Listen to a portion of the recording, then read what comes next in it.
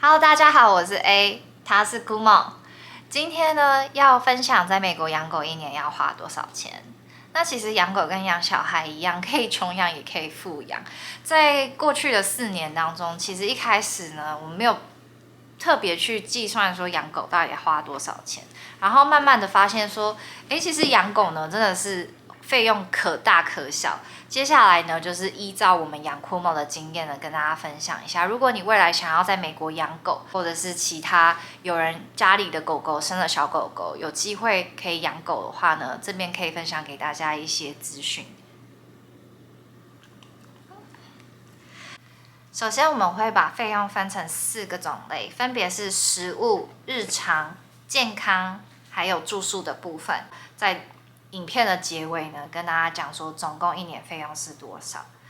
那进入第一个部分呢，食物的部分，民以食为天，狗狗也是非常爱吃的。那基本上来说呢，我们家狗在粮食的部分，我觉得花费是非常少的，因为我们给它选择的是最便宜的干饲料，并不是说干饲料就是最不健康啦，其实也是通过兽医师的认证。那我们给它选择的是 Hills 的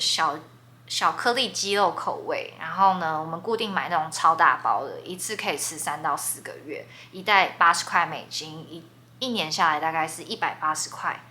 再来呢，我们配料的部分，在早上我们会搭配希腊优格，那个是在 Costco 买的，1罐6块钱，然后可以吃1个月左右，所以一年下来是72块。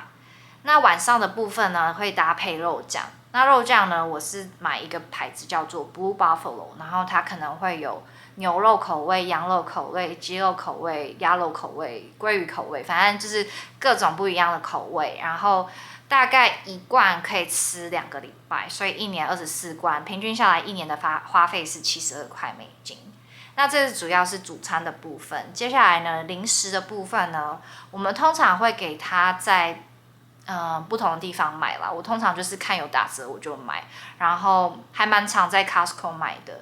我主要会买Costco 的一个牌子，我有点忘记它叫什么了，我之后再放在影片上面。然后那个饼干很好剥成小块的，因为真的是零食呢，有时候就是会过度的给狗，所以大家请注意，就是如果你要养狗的话，要注意零食的摄取，有时候零食一下子吃太多，没有分成小块的，然后很容易造成体重增加。我们家的狗就是这样，然后它也还蛮喜欢吃牛耳朵或者是一些牛的各个部位。反正那个部分呢，就是我们会比较在 Petco 啊，或是 Chewy.com 上面买，他们常常会有什么零食买3送1这类的相关活动，然后我都是靠着这个时间找便宜的买，所以在零食一年下来大概是花费260块，我觉得可能有少算进去，但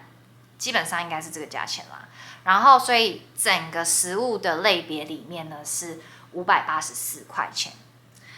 对，那这边要提醒大家，就是我们家的狗呢是35到40磅，目前应该是40磅，大概18公斤左右，算是中型犬。如果你今天养的狗是大型黄金猎犬啊，那他们社群的巨型贵宾，他们摄取的食物就会更多，可能2到3倍，那个价钱就是会 double。那再来呢是第2个项目，就是日常。日常呢，我会分就是每天用到的，跟就是可能1、2年需要再重新购入的。那每天用到的像是牙刷、牙膏这个部分呢，大概是花费22块美金。我也不知道怎么会有这个数字啊，但是我应该是依据我在 Amazon 下单的频繁率跟就是使用状况，依照这个状况去做估算的，一年大概是花费22块美金。然后再来呢是洗发精，我们家呢就是还蛮省的，我们都自己帮，应该是说 K 都会帮 Kumo 洗澡，我也是会帮啦，但是就因为 Kumo 会不理我，或者是他会凶我，所以我比较没有办法帮他洗澡。那洗发精的部分有便宜的也有贵的，贵的大概就是20几块左右，然后便宜的可能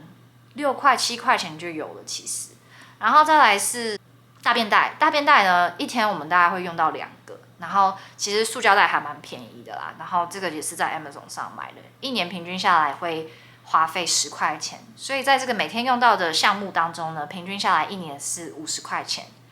再来呢是算是日常用品，但是不会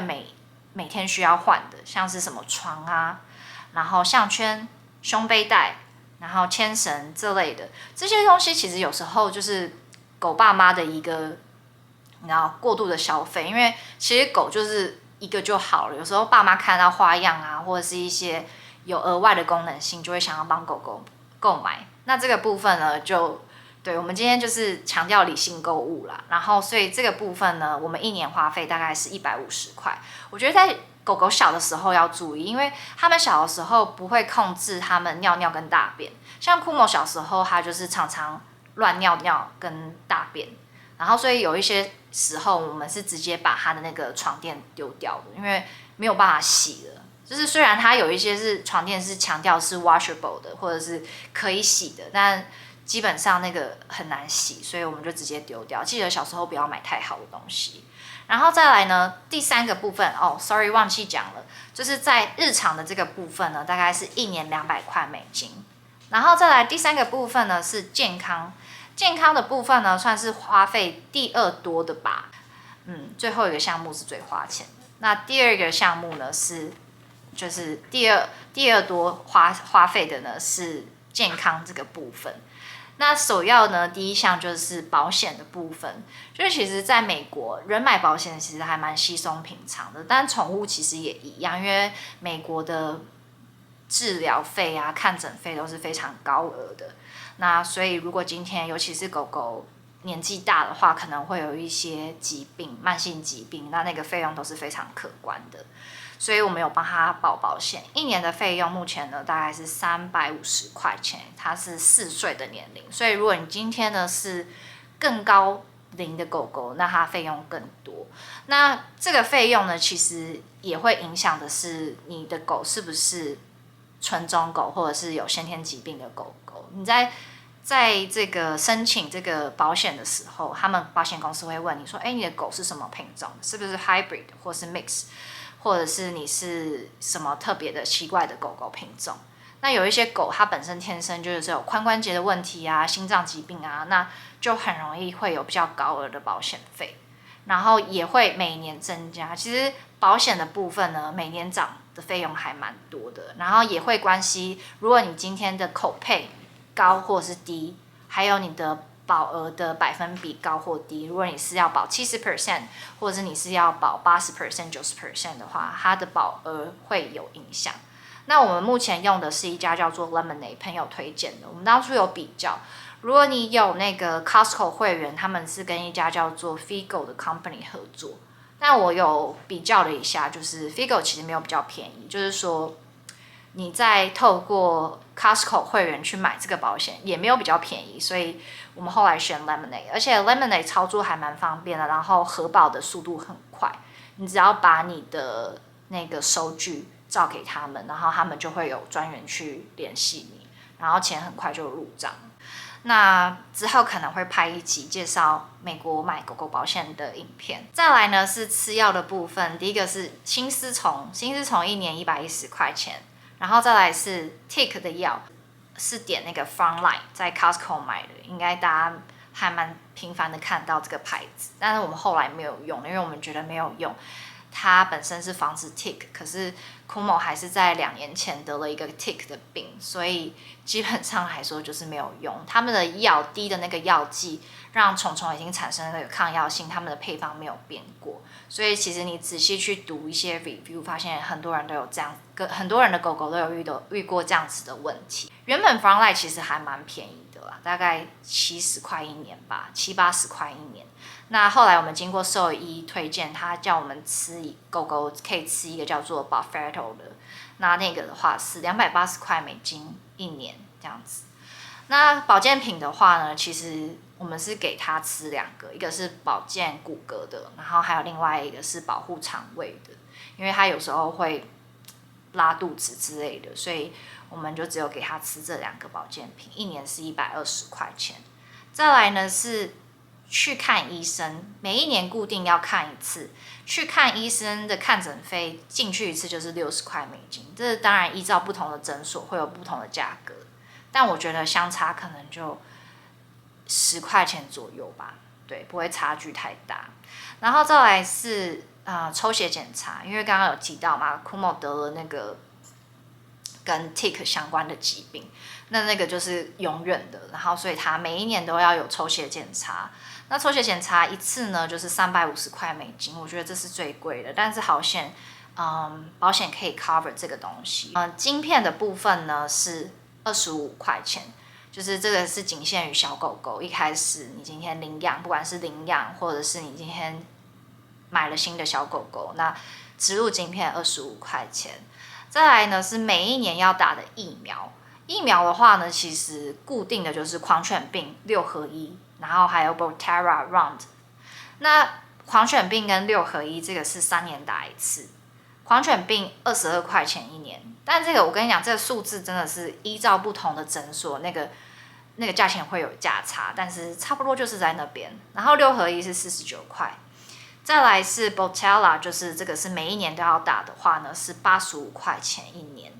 然后呢，莱姆病就是 Lyme disease 的这个疫苗呢，它是42块钱一年。如果你之前狗狗没有打过 Lyme disease 的话，它有一个 booster， 所以可能费用会 double， 就是你要打2剂。那Lyme disease 的这个疫苗是谁要打？基本上是如果你今天住的区域是像是在东岸或是西北的地方的话，都建议要打，因为尤其是如果你常常带狗狗去户外的话，他们会比较容易接触到 ticks， 然后那个 ticks 就会有带这个病原，然后它其实有还蛮多病原体的，这个要非常注意。那再来是 city license， 我们城市呢养狗要有一个许可证嘛，所以一年的费用是10块钱，当然就是不一定每个城市都有，所以在这个健康的分类下呢，项目下呢，一年我们在 Kumo 身上花的是1430元美金。然后最后一个部分呢是住宿的部分，这个住宿部分呢就是花费最多的。我觉得其实不一定每个人是最多啦，因为这其实依照每个人的生活习惯。第一个部分呢就是 daycare 跟 boarding， 就是如果你今天不在家，你需要离开家一阵子，像你要去上班，或者是你要出去玩，不能带狗的旅行，那这时候你就需要这个服务。那依照地区，你知道大城市会比较贵，那像我们城市这个 daycare 或是 boarding 大概是30到50块，有时候会更贵。那也会因为你狗的大小，你知道，如果你要住宿的话，你的大狗会需要更多的空间。那我们去年因为刚好有出国旅行，然后也有在美国国内旅行，没有办法带 Kumo， 那我们大概花费的是1350块钱，觉得这价钱好像可能会再多一点啦，就是有漏算的。反正这个是，就是非常可观的数字，依照你出去玩的天数。那当然，如果你家里刚好有朋友、附近邻居可以帮忙照顾，也不是一种省钱的妙方啦。那再来呢是住宿，有时候我们会带 Kumo 在国内旅行。那美国的还蛮多 dog friendly 的 hotel， 就是宠物友善的饭店，但是他们会收清洁费用，从50块到100-200块都有可能。那这个部分呢，就是要看你住的饭店，有一些那种越贵的饭店，我觉得他们收宠物费用就是很不合理。我好像有看过350块一个晚上，还是一个 stay 的，就是可能你住个2-3天，你就是他固定收350块这样子。反正我们在这个部分呢，去年花了大概200块钱，但是也有那种很佛心的，就是员工很佛心的，他们本身饭店是规定要收，但是你去 check in 的时候说，哦，这个费用你不用给我们啦，这个费用那么贵，你不用给我们，所以那时候很感谢那个姐姐。反正就是有时候会遇到这些好心人，帮我们省这一笔钱。那再来呢是房租的部分，这个比较关系到，如果你今天房子是租的部分，然后你今天的管理公司基本上如果他让你养狗，他们都会收取一个狗狗的租金，然后还会有一笔定金。所以在住宿的部分，我们平均一年是1800块美金，也是最多的一个种类。那4个种类加起来呢，我们总共花一年在 Kumo 身上呢是4014块钱，肯定是有漏记的啦，但是我觉得就在那边了。然后，就像我开头讲的，狗狗可以穷养，也可以富养。我觉得我们算是比较穷养，因为我们帮它自己洗澡做 grooming 嘛，我们剪指甲也是自己来，然后所以在这方面我们没有特别花很多钱，然后食物也没有让它吃非常高级的食物，所以我觉得我们比较多的是时间的陪伴吧，我们就是用我们的时间去换它的快乐。那在这个部分呢，如果你今天想要养狗的话，参考一下，就是4000块钱上下。如果你今天要养大狗，可能就是也不用到乘以2啦，就是食物的部分可能要乘以2倍。然后如果你要养小狗，食物的部分可以减少，但是其他部分基本上不太能省到哪里去。然后如果有问题，欢迎大家在影片下面留言，然后想要知道更多相关的资讯，也欢迎留言，然后之后会有其他相关狗狗的影片。那我们下次见喽，拜拜。